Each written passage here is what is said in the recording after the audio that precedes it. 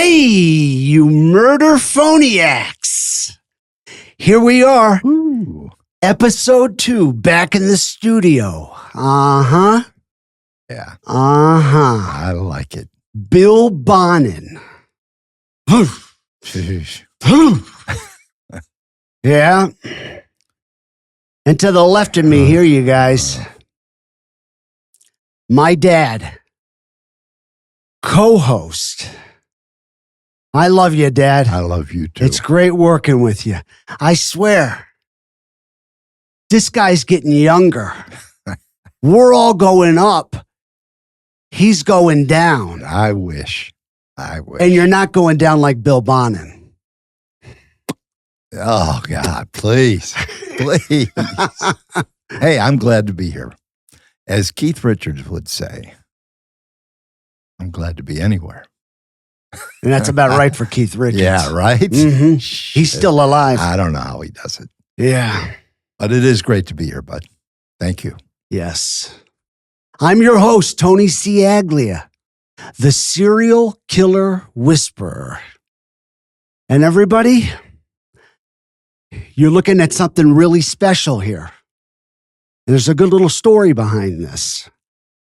This Elvis statue was sent to me by my brother from another mother, Keith, out of Boston. Now, I swear, you guys, Keith, he's about as fucking Boston as it comes. Does he play hockey? I don't know if he plays hockey or not. Yeah, he'll just like to hear that. He Hockey. will, yeah. Well, hockey, fuck. Right? Straight out of Saudi. Love you, Keith. Keith, thank you very much for the statue. Really cool. The statue belonged to his father. And his father passed away. And Keith had gone back to Boston a while back, and he was taking care of his mother, like all of us good sons do. Mm-hmm. And he stumbled upon this, and he wasn't really quite sure what to do with it. And then he thought of his good friend Tony and decided he would send it to me. And I want to show you this, okay? This is the box he sent it in, okay? Take a look at that, you guys. It's pretty creative, huh? Elvis has left the building. Thank you. Thank you very much. You know, the Postal Service, they love that, right? Yeah. They were probably it getting got to you. What, they didn't open it and Yeah. Hey, fucking what the hawk fuck? Yeah. Yeah. I'm going to take it. Yeah. It's really cool. It is really, cool. really is. And it's a music box. I haven't figured out, we got to look under there, maybe a battery or something. But it is a music box. And it was some type of, maybe a liquor. I would imagine a liquor. But you can see the seal here. Mm-hmm. And his head moves. Oh, I hadn't even touched the head. Yeah. See that? Wow. Pretty cool. That is cool. Really cool, Keith. Thank you. Thanks, buddy. Well, everybody, we're going to hop in now to episode 2. Season 8, Bill Bonin. In the chilling saga of William Billy B. Bonin, his years in the U.S. Air Force read like a dress rehearsal. He was probably pissed off, Dad, because, you know, he couldn't wear an actual dress. But that's because, you know, Joe Biden wasn't in office yet. Because, you know, he let everybody. And they did. What, wear dresses? Yes. Like the generals and I don't know. Freaky. Yeah. Fucking freaky. It's interesting. So December 1966, Bonin enlists. Not out of patriotism, not out of honor, but because Mama Alice thought it would straighten him out. Ooh. Straighten him out. Come on, Alice. Who are you teasing here, baby?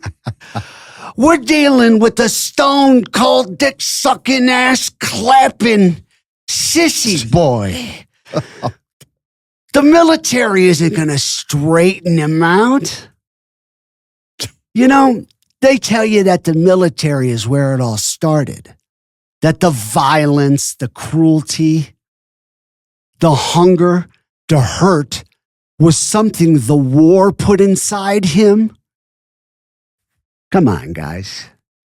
We know there was a lot of shit going in and out of Bill Bonin before that.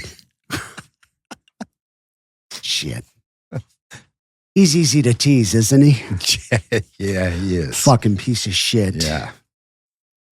You know, that was the first lie we were sold, that the military was going to straighten him out. This monster showed up fully formed. The uniform just gave it, not him, it, cover. The truth is far worse. He didn't go into the military and become something else. Bonin was already carrying confessed fantasies of rape and murder. Thoughts he would later admit were alive and thriving before he ever put that uniform on. The military didn't create the monster. It took what was simmering inside him and brought it to a boil. Because in the military world, killing wasn't just accepted. Sometimes it was expected. Sometimes it was praised. And sometimes it didn't even matter who you killed.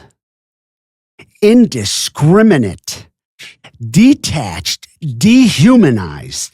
And for someone like Bonin, that wasn't trauma. That was validation. Pure validation. What follows is a grotesque masquerade of service and sacrifice, a predator hiding behind salutes and structure. Exactly. You had to do it, right? I did. Be honky. We'll never let him die, will we? Oh, we can't. No. Bonin, the obedient shell. Yeah, he does what he's told. He earns his GED. He keeps his head down, and he plays soldier to a T. For 4 months, count them. 1, 2, 3, 4. 4 fucking months. He's stationed in Alaska, working as a cook. Cold, isolated, quiet, behind the scenes. Then October 1967, Bonin is arrested for theft. But as usual, charges were dropped. Not because he was innocent, but because the military had a more efficient solution. Vietnam, right? Nam, baby. Nam. Why deal with a criminal when you can just ship him into a war zone and call it fucking character building? By early 1968, Bonin is stationed in Phu Lai Base Camp, assigned to the 205th Assault Support Helicopter Unit. Get this, as an aerial gunner. Fuck me. Now picture this. Picture this. Bonin strapped into the open belly of a helicopter. Hands wrapped around a machine gun, logging over 700 hours of combat and patrol fights. Now, Okay, now, see, all I know is what I, because, I never really got interested in all this crime stuff. He was already dead. Right. I mean, I'm only 30 years old. And with just everything I read about that guy, he sounds like he was an animal. He was. He served time. He did time, not time, but he spent, he was in the military in Vietnam. He had over 500 hours as a gunner on a Huey helicopter. He spent time at the Tascadero. He's a twice paroled sex offender. So, and he raped some of his men in the military. Oh, really? Yeah. Was he a tough guy? Yes, he was. Okay. Yeah, he really was. And me being 18 at the time, 125, 130 pounds, 18 years old, it's like I told everybody, this show and your telephone number will be recorded. And what makes people think that I can sit there, stop somebody like that? If he killed 2 Marines with his hand and 45 other murders, he did that. So yes. Everybody thinks that I couldn't stop him. I couldn't stop that. He would have squashed you like a bug. Especially after he tied me up and threatened my life. I couldn't believe that, he did that. Now, was that the day that Stephen Wells was killed? Yeah. And that night, I couldn't get away from him until, what was it? I couldn't get away from him until June 12th. He had me hanging on his leg till June 12th. And then June 12th, I finally got a break, and I ran. I stole his car, and I looked back to Michigan. You drove all the way from California to Michigan? I drove his car to the border, and then I dumped his car. Okay. And then I hitchhiked back home to Michigan. Let's discuss what this weasel, James Monroe, says here. It's short, but it says a lot. Monroe said Bonin was tough. Yeah. Yeah, Dad, he's tough, right? Maybe with fucking children, he's tough. Yeah, right. Yeah. Because that's where these guys live, right? All serial killers. Not in bar fights, not in real danger. No. They hunt the ones that can't fight back. And you heard him say, Monroe. And by the way, the pictures, you got to look at the pictures, right? Definitely. YouTube it. YouTube But anyway, Monroe said that Bonin killed 45. And you heard the way he said it. It's like he's just talking about a body count in a war movie. It's just very detached, very casual, almost impressed by it. But then here's where it gets interesting. When he says, I'm only 18. I was 18 years old and I weighed 125 pounds. I couldn't stop him. Fuck you. Fuck off. Couldn't or wouldn't. Because those are two very different things. So according to Monroe, after the murder of Stephen Wells, he just decided to let Bonin tie him up. I know you like that, Dad, right? Yeah, go ahead, Bonin, just tie me up. Think about that, you guys. Think about where we're at this point. He already knows what Bonin's all about. He knows what he's capable of, and he knows what Bonin's passion is. What he does in the van to those poor little boys. And we're supposed to fucking believe he just stood there and let it happen? Let that fucking monster, that ghoul, tie him up with no fight, no run, and no scream? Just a pussy-ass fucking little 125-pound, 18-year-old bitch. Oh, tie me up, Bonin? Yeah. He wanted it. He wanted it. He liked it. Oh, you know he did. Yeah, tie me up. Fuck me in the ass, Bonin. Yeah, he loved it. Yeah. And Bonin, you know him, way back when he was 8 years old, he learned those with the rope control. He did. Yeah, he did. We mentioned that in the first episode. Yeah, he really did. All right, then comes the part that really falls apart. Hold on. Yeah? Bonin. Yeah. Not Bonin. Monroe. Monroe. He can say whatever he wants to say. But everybody watching, everybody reading knows that Monroe was all about the tube steak. A fucking tube steak. Tube steak. You get it? Do I have to explain what a tube steak is? No, you don't. No. You understand? Yeah. Okay. The tube steak. It's pretty good. Creative. Monroe. James Piece Monroe. of shit. So then comes the part where it really falls apart. Monroe says that he ran on June 12th, okay?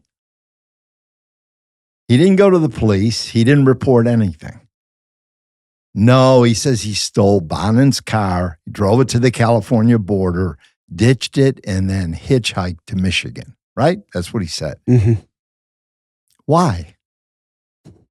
Why would he do that? Why not just walk into a fucking police station and say, I've been riding with a serial killer. You know the Freeway killer? Yeah, I've been riding around with him. Here's where you can find him. Here's his van. Here's where he lives. That all makes too much fucking sense, though, Dad. Yeah, it does, right? Yeah. And then here's the problem, too. The timeline, it doesn't crack. It falls apart.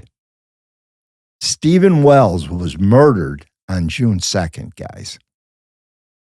Bonin was arrested on June 11th in the van when he was getting ready to kill another victim. He was about to kill again. That's so crazy, isn't it? How that story unwound. Yeah, it was nuts. Yeah. So the van, the evidence, all the blood in the van, everything, you know the van is impounded. They caught him in the act. So what car did Monroe steal? Was Bonin a rich guy? He have a bunch of cars? I don't think so. No. So what did he steal on the 12th? He's full of shit because it sure wasn't Bonin's van. There's no fucking way. No. And I like how you figured that all out, too. Thank you. He searched it. Yes, sir. Mm-hmm. So if Monroe, right, didn't kill Stephen Wells, then he had 9 days. 9 days to walk into the police station, 9 days to stop it, 9 days to save a life. Did he? No, because all he was thinking about was Bill Bonin's tube steak. That's right. Uh-huh. Now let's talk numbers, all right? Off the tube steak. All right. To numbers. Because it's all in the numbers. Monroe says he killed 0. Zilch. Greg Miley, on the other hand, says Monroe confessed to 6. And we know one thing is for sure. Monroe was fucking there. He was there. Not once. Like he wants you to believe. What, that he was there once? Yeah. Yeah. Not twice, but over and over again. During what they called cruising sessions. Now, we're not talking about the Beach Boys. Right. Right? Right. Cruising in their cars, picking up Getting the chicks surfboards. with the surfboards. Right? No, we're not talking about that. Last week, I made it perfectly clear that this isn't a story about 2 or 3 butt bangers cruising the boulevard for a nice hairy ass to bang. This is about hunting. hunting for children. So how long was he with Bonin? Ask yourself that. How long was he with Bonin? How many nights was he in that fucking van? How many boys? How many boys did they kill? Because nobody rides shotgun in that kind of darkness and comes out clean, right? For sure. Like James. And he's good when he's talking to you. He likes to stick to the same story. He wants you to think he was a Boy Scout. Shit. But we know he wasn't. No. When he met or how he met Bonin, he was on the fucking Sunset Strip selling his ass. Little chicken. Yeah. Selling it to, He even says 50 that. for a blowjob, 200 to get fucked in the ass. Oh, yeah, I could do that. Could do that. Shit. Was he gay? Or was he just selling his body? No, he's gay. Okay. He was gay. Definitely. All right. So what Monroe says on the call, it doesn't just sound off. It's fucking impossible. The timeline doesn't work. The story doesn't work. And the man telling it, he's not confused. He's fucking cornered. Right? Yeah. What did he do? He turned and he testified against Billy B. Yeah. He's cornered. Like a cockroach. And now he wants to say, well, I didn't do any of that. But you testified. How many times were you there, James? James Monroe wants you to believe he was trapped, but nothing about his story holds up. Not the dates, not the escape, not the lies. Because the truth is, he wasn't trying to get away from the monster and the tube steak. He was riding right fucking next to it in the shotgun seat. I like that. Thank you. Yeah. Thank you. I think your voice sounds great today. Does it? Mm-hmm. But make sure you drink a lot. Yeah. You need to drink. Drink, right? Should It's I drink? important. Okay. It's important on a podcast. It's important when you're at home. Stop. I like it. In photo 3, guys, go to YouTube and see. You'll see the picture of a rare young photo of the sissy boy. I mean, he really has that. Is this when he's look like this? and the pose, and yeah, it's just incredible. Exactly. And you know what he's thinking? Yeah. Yeah, I wish James Monroe would be sliding that tube steak in me. Yes, he is. He's Mhm. thinking that. You can see the picture. You got to You'll see know the what we're picture. talking about. Yeah. All right, Tony. Now that we've dissected this lying piece of shit, Monroe, let's go back to Nam. This isn't Nom Smokey. There are rules. What movie? Come on, that's easy. Over Over the line. the line, The Smokey. Big Lebowski. Gosh, Fucking great. what a man. phenomenal film. Yes. Phenomenal. Highly recommended. Mm-hmm. All right, we're going back to Nam, guys. You know, the air is thick with enemy fire. The ground below burns with napalm. Bodies are scattered. Villages are just disappearing because they come in with these napalm shots and forget about it. Anything in its way is gone. It's amazing. Right? Yeah.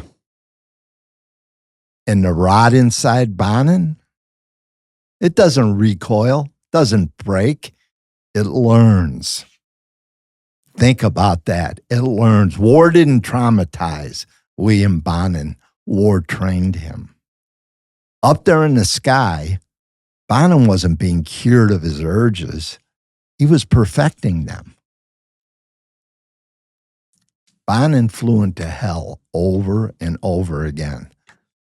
Through gunfire, through screaming rotors on those helicopters, The skies are ripped open by tracers and explosions all around him. I sound like Richard Blumenthal, Mr. Lying Senator. Oh. How he ran up the hill with the bullets running by him. And how do you lie about something like this? Yeah. This asshole was really doing it. Bonin. Blumenthal. Well, you said it all right there. He's a senator. Yeah, you're The right. fucking lying piece Right, of fucking puke shit making senator. him something he's not, right? Can you believe that? I can't Lying believe about he's it? lying Yeah. about it. What does he think? It's not all on record, and not everybody's going to find out he's lying about Sick.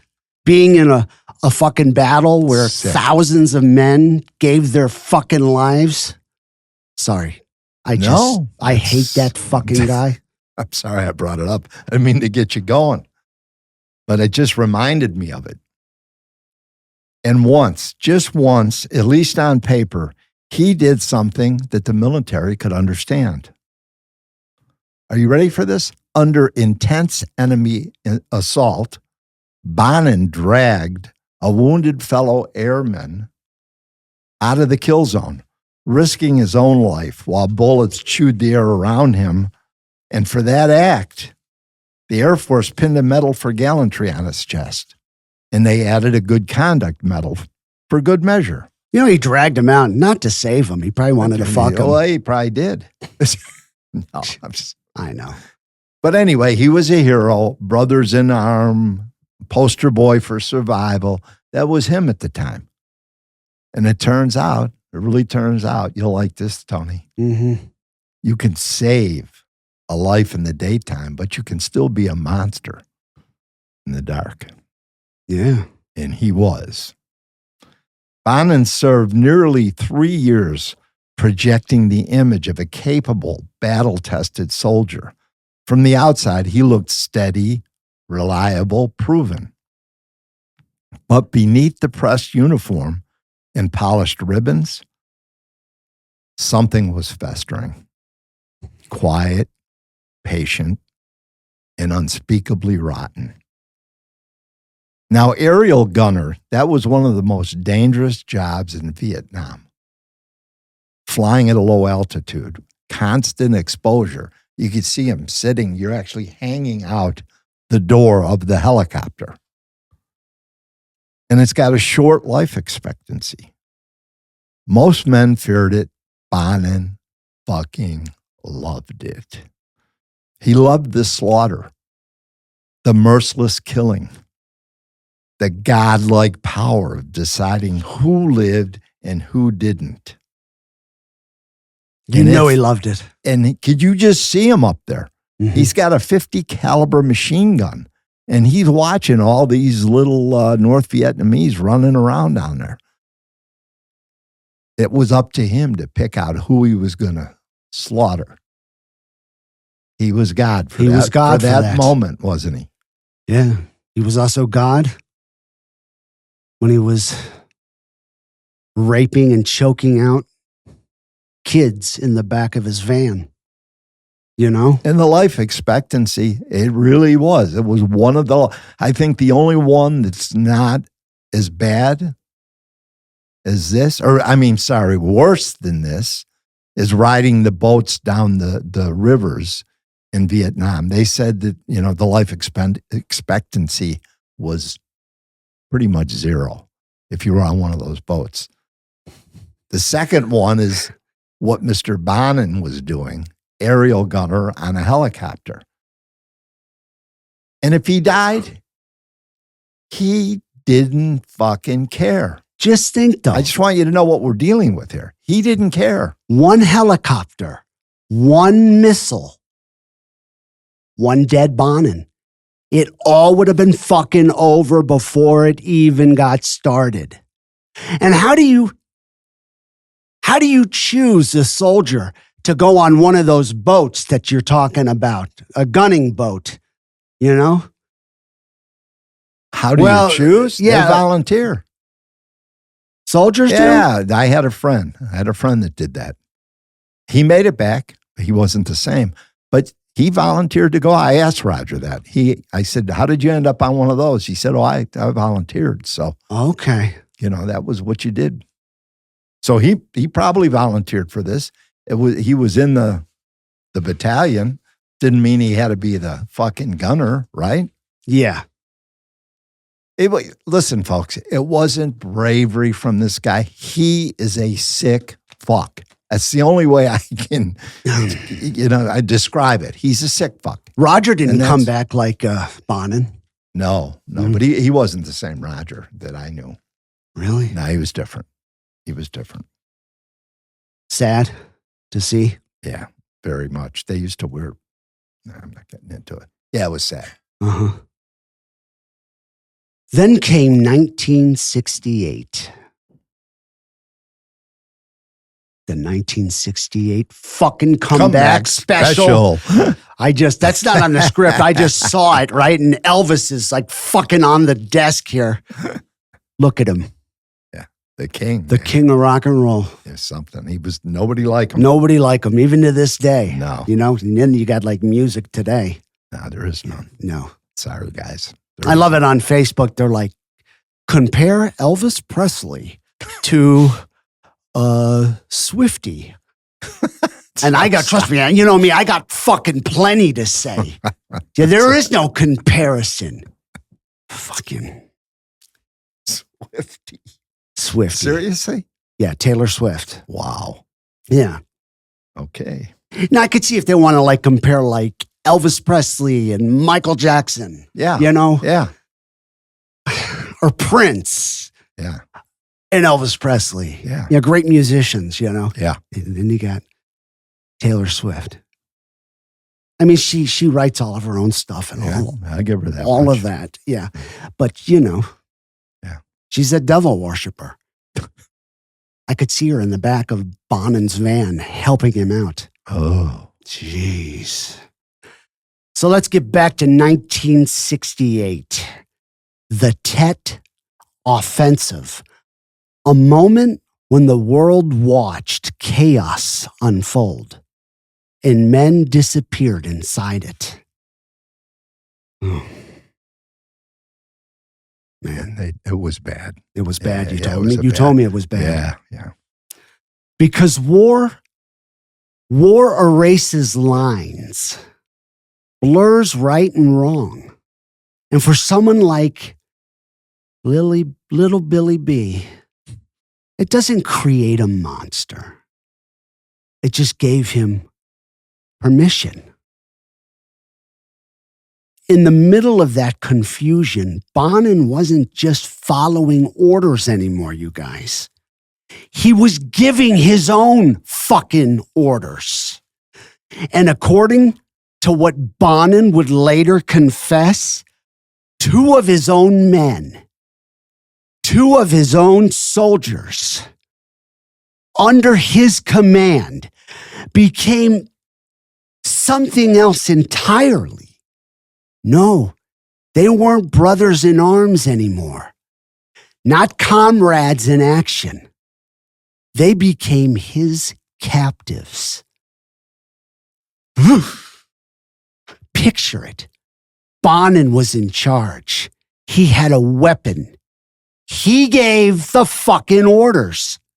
And what happened next never made it into any official reports. Of course it didn't. No, of course it didn't.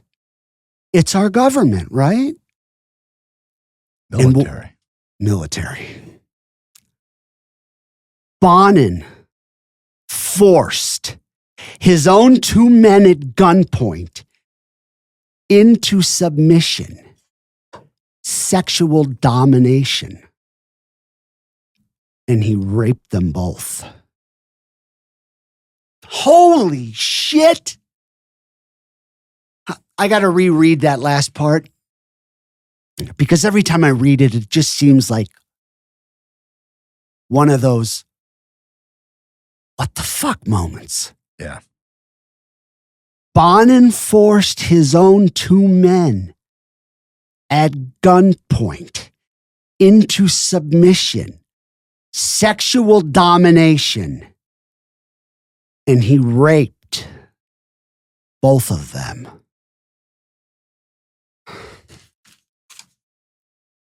Wow. I know. That's Fucked just up, man. That's just out of this dimension. Yeah. And here's where it gets darker, if it fucking possibly could. Did he kill them? You know, there's no official record that he did kill them. There's no record. No bodies tied to Bonin in Vietnam. No military charges.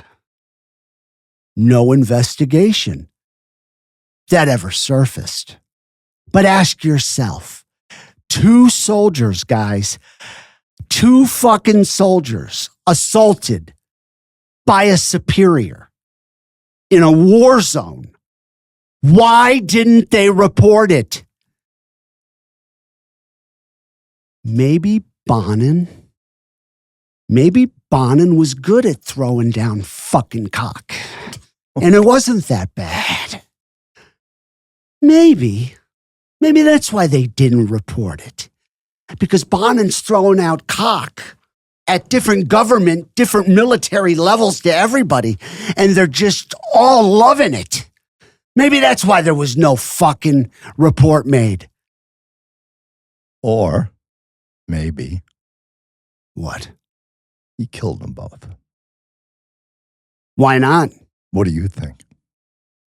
I personally think he killed them both. You I do know, too. because why leave them living?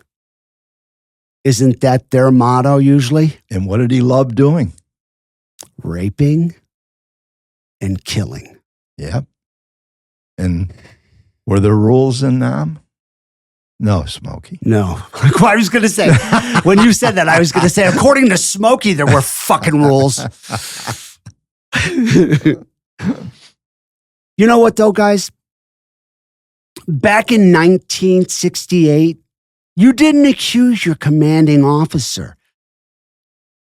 You didn't speak up about sexual assault, especially if you were a man. Like I said, perhaps Oh, my. Bonin is just laying cock out there. And everybody's loving it. You know, we all know that's Laying cock. laying cock. We all know that's a joke. So, and you definitely didn't go do it in the middle of a war, right? You're not going to complain about a guy sexually molesting you. No. No, I mean, it would be very embarrassing. Yeah. And that's another reason why they were probably dead. You I never was heard just going to say that. You were, weren't Yes. you? Yeah, so the question and is... you know another thing? Huh. How many times did it happen before he killed him? Oh. Well, I don't know. He's the one calling the shots. He gave the orders, Yeah. right? Yeah. Sounds like something John Wayne Gacy would have done. God, you read my mind. I swear it's not in here. Uh-huh. I mean, if he was in a war. Oh, yeah. Exactly. Could you see him? What, in a war? You're kind of important, aren't you, around here? Yeah. They're going to see him, though. If they're watching, Yeah. they're going to see They're a gonna see- picture, 2 pictures of that fucking slob. So the question isn't, just what Bonin did. Boy, it was grotesque. Yeah. It's what wasn't allowed to it was what was allowed to disappear. God, because sometimes the most dangerous thing a war creates is a man who learns he can do anything and no one will stop him. And he'll get away with it every time. Unfortunately, this seemed to happen over and over again with Bonin.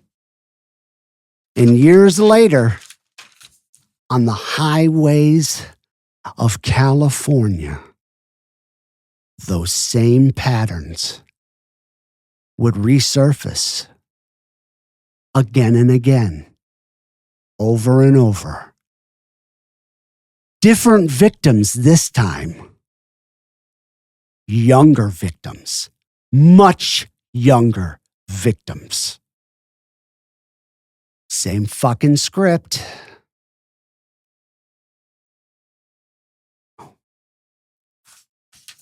Hard to believe, Yeah. isn't it? Yeah. I mean, he went from raping men in a war. Then he gets out of war and he starts raping and killing children. All right. Take it from here. Okay. I got to get a fucking drink. Okay. I got to lube this throat. Lube it. Yes. Okay, guys. Bonin served nearly 3 years in the Air Force. And on October 25th, 1968, just 21 years old, he walked away with medals, a clean record. He wasn't court-martialed, and he wasn't disgraced. Officially, he received an administrative discharge. Quiet, clinical, almost forgettable. Did like fucking Rambo, right? John yeah, Jay. Hey. John Jay. Fuck. And that's where the confusion starts, because many sources casually, and I might point out, incorrectly say dishonorable discharge. Don't take my word. Look it up. Look up, did William Bonin get an honorable discharge? Just about everywhere you look, it's going to say, no, he got a dishonorable. No, he didn't. No. And the reason why looking it up. You're a man of your word. They can take your word. They can look it up, though. Okay. All right. Okay. But, and there's a good reason why, and you guys might even think this, why people hear the name William Bonin, and now, he's one of California's most notorious serial killers, and they assume a dishonorable discharge. Assume. Make an ass out of you and me, right? But they do assume that. It sounds right. It feels right. It's not true. The Air Force didn't expose him. They didn't prosecute him. Remember, he was caught stealing. Why? These guys they're all thieves, aren't they? Always. Fucking serial killers. They graduate. They graduate. Yeah, they're levels. Peeping Tom. Did he get nailed for that? No, they shipped him off to Vietnam. The military didn't create the monster, They just didn't. They sharpened him. But they saw enough of him, and they knew that he didn't belong in uniform anymore. And despite the warning signs, because they know all about you, the mental instability, do you think that was obvious? Yeah. The violent sexual behavior, they knew about that. They never did anything about it, but they knew. And all the other early psychiatric red flags that were popping up around this guy. There was no court-martial. No criminal record attached. No long-term containment or monitoring system put into place. We're going to watch this guy, almost like you're on probation, because we think he's dangerous. Nothing. No warning label. That was it. He was released. And William Bonin, he didn't fall through the cracks, you guys. Dad, he didn't fall through the cracks. He was handed back to society with a pat on the ass. Or maybe perhaps a dick in the ass. I mean, maybe. Yeah, because Bonin, he's not going to settle for a pat. Fuck no. No. You give me the full fucking tube steak. There, that word tube steak keeps coming up. Tube steak. Exactly. See, I liked it. See, it's creative genius. It is. So I got to keep using it. Okay. I got to. All right. I got to. If we compare Bonin with other puke fucking serial killers that have military ties, we find that he wasn't unique Although they all like to think they're unique. He wasn't unique at all. It's all part of a pattern that they all fall so very nicely into. Here is a voice I'm sure most of you will recognize. The way you killed in Vietnam Right. and the way you killed in Rochester, Right. just, it's not the same at all. Not the same. You used your bare hands in real. I didn't have an AK-47. I didn't have an M16. Yeah. Yeah. You just used your bare hands. Only one time when you used the club. Once. Yep. The tree branch or whatever it was. Yeah. Part of a tree. Yep. Yeah. Like a piece of cordwood. Mm-hmm. Yeah. I examined her head. It was quick, wasn't it, though? I mean, there was no suffering. She never felt it. How about when somebody chokes somebody? Is there suffering there, or does it not take that long? I would say there was suffering, but there was no sign of struggle from any of them. But, well, you're very, very strong. Yeah, but I use other methods. Of what, choking?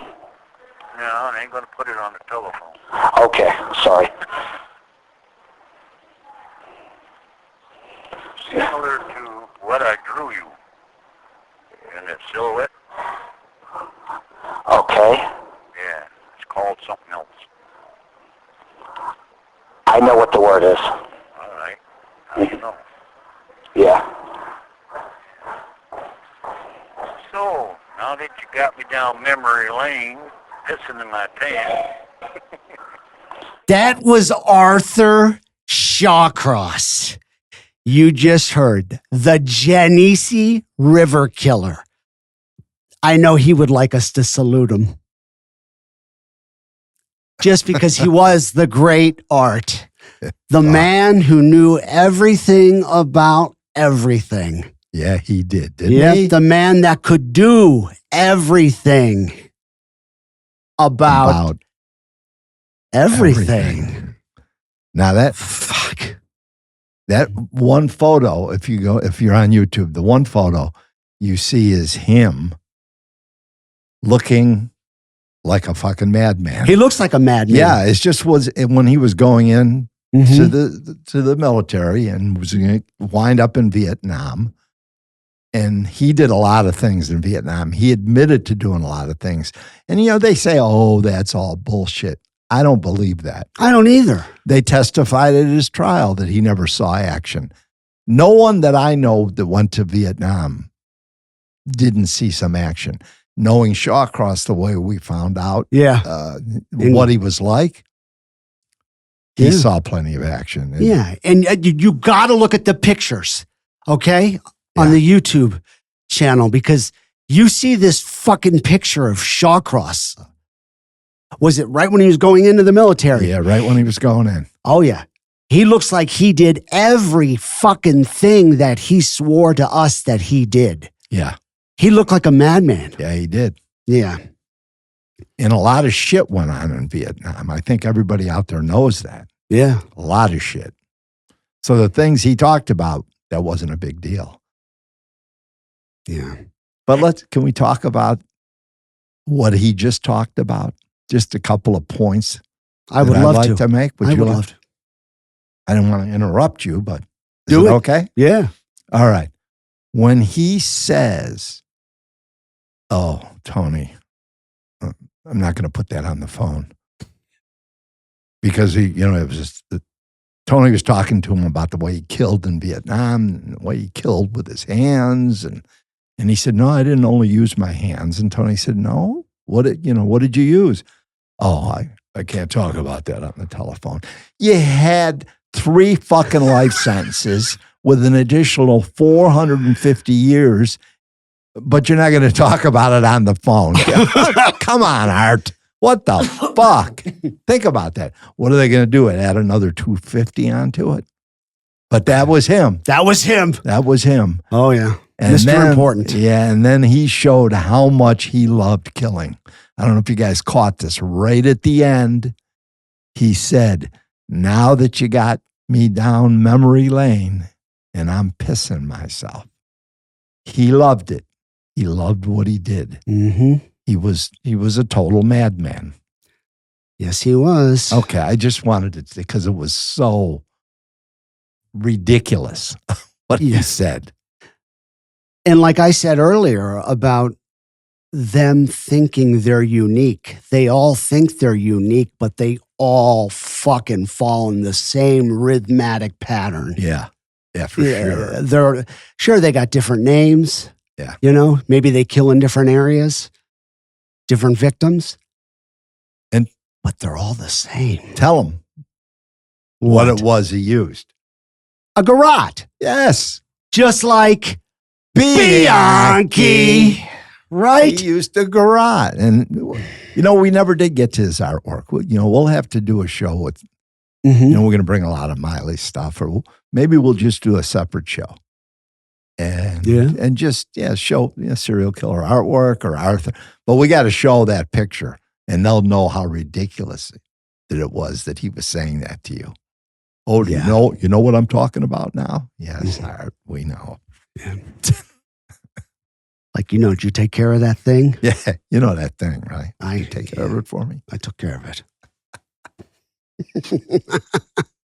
So anyways, though, Arthur Shawcross, he wasn't dishonorably discharged from the U.S. Army. No dramatic red flags, no emergency stop, no monitoring, just honorably discharged.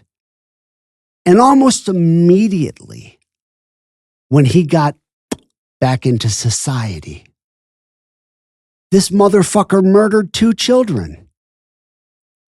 Very, very grotesque. Then somehow, after just 15 years, say it again.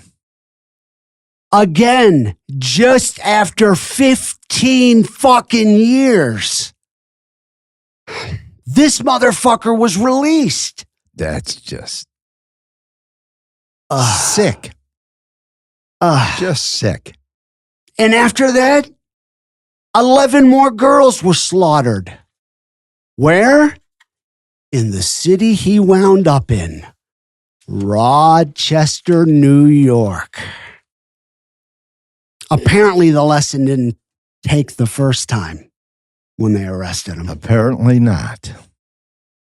I really hate this motherfucker. Then, and I don't mean Arthur Shawcross, this guy right here, David Berkowitz. Talk about a motherfucking cowardly, insecure, cocksucking piece of shit weasel who was also in the U.S. Army. Yeah. Severe psychological problems surfaced during service, although I find that hard to believe. Just looking at that weasel. Yeah. He had a lot of problems before the service. Let him, those pictures that we just put up on YouTube. That one picture of him. He got the little hat on. He was just in the military at that point. Little sissy boy. Yeah. And then the next picture of when he was the fucking son of Sam. Yeah, suck it. And this is another asshole that was honorably discharged. No long-term oversight. Nope. No follow-up. Nope. Just a quiet, bureaucratic shrug. In New York City, they paid the price. The rest of us had to fucking hear about it and watch him walking into court when he got caught. Oh, yeah. You know who else hated him? The great Art. The great Art. He hated him. He's in the same prison with him. Hated him. She really hated him. Wow. John Wayne Gacy. He followed the same script. Just imagine John Wayne Gacy fucking little Billy B. Just imagine them in the actual fucking each other, right? Who's on top? Who's on the bottom? Who do you think's on top? I don't know. Because they're both little fucking sissies. The thought of it, I can't even wrap my head around it. Yeah, they're both little fucking sissies. Oh. You know, but both of them they thought they were manly men. Oh, yeah. Yeah. So, another thing I'd like to cover.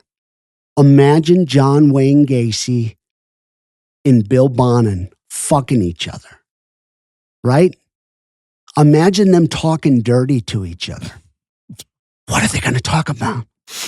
Oh, I buried this kid under my house. Oh, Johnny. I fucking killed this little boy in the back of my van and dumped him on the California freeway.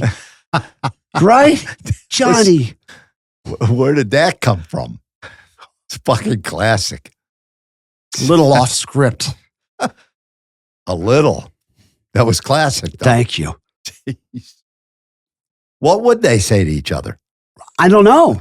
Tell us. A little. Oh, right? Ask them. Yeah, MurderPhone fans. Tell us.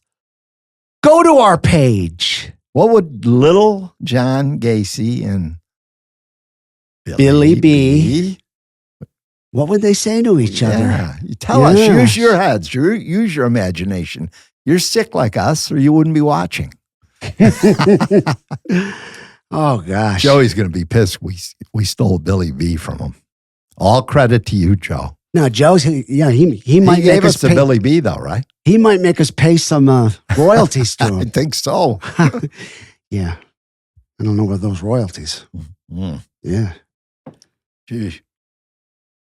So, right, John Wayne Gacy, he enlisted in the Army, discharged early, but not dishonorably.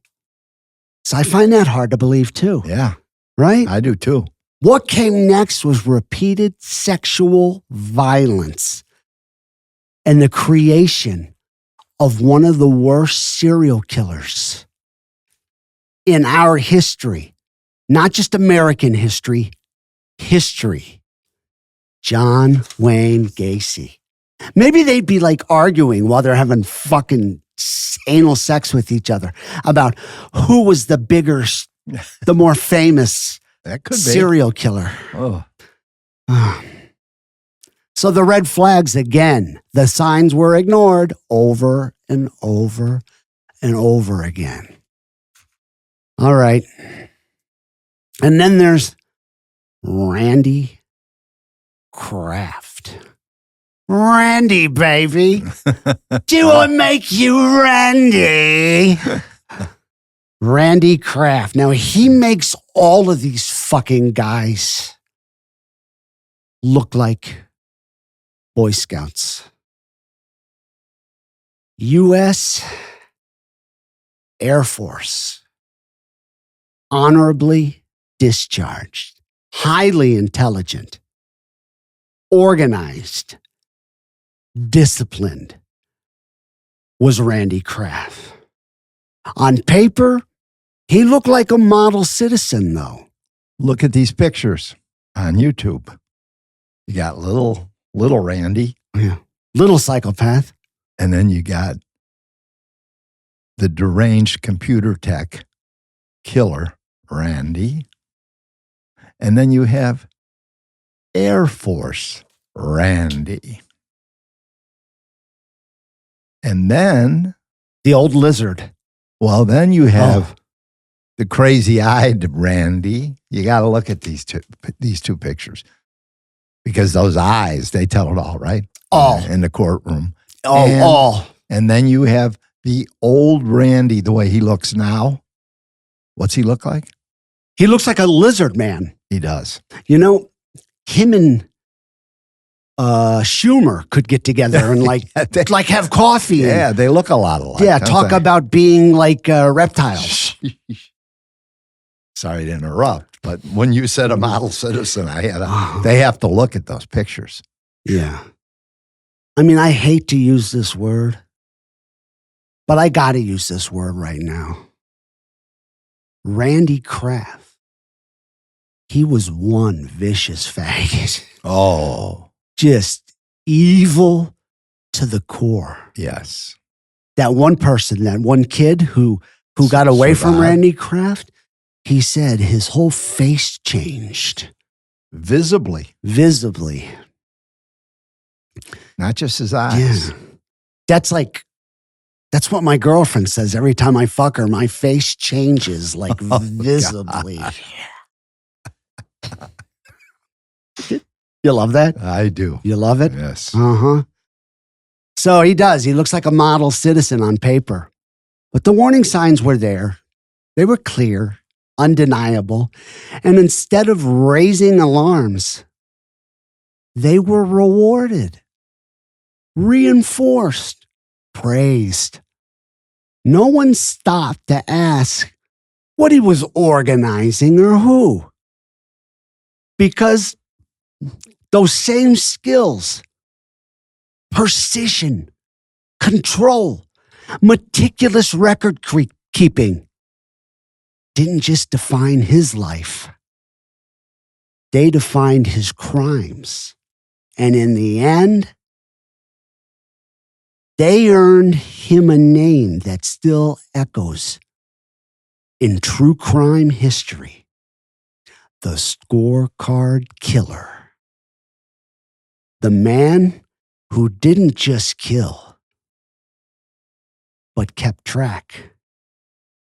At least 61 victims reduced to a list. And that's the real horror here. The common thread isn't the uniform. It's what happened afterwards. Yeah. When they got re-released into society.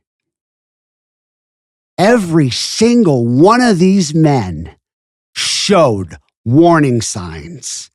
Every single one brushed up against a system that saw the danger and chose to release over responsibility. Stamped, filed, forgotten, put away in a filing cabinet. The message was clear: no further responsibility. And for the victims, that paperwork was a death sentence, signed long before the killing ever began. And when the war finally spit Billy B., William Bonin back out in October of 1968, he didn't come home as a man healed. He came back as a fucking monster. And the people closest to him, they saw it. How could they not see it, right, Dad? Yeah, for sure. Something in him had shifted, quieter, colder. Like whatever humanity he had left in him got left behind. Somewhere over seas in Vietnam. His eyes were dark, empty. And you look at pictures of Bill Bonin. You look at pictures of him. You look at his eyes. Darkness. Pure evil. Emptiness. A darkness. And it didn't take long, because within a month, 1 month, the violence didn't just return, it escalated.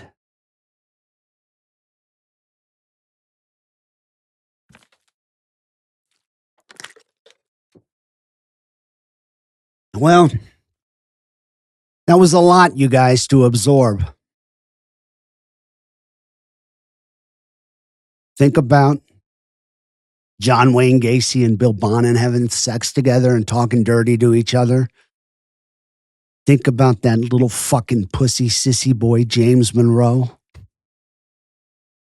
Yeah. Next time, episode 3. He's back on home soil. No rules, no orders. No one's watching him. And the hunting begins. That's a wrap for today, you guys. Thanks, Dad. Thank you, buddy. Love doing this Always with you. a pleasure to be here. I love it. you. I love you too. Eh?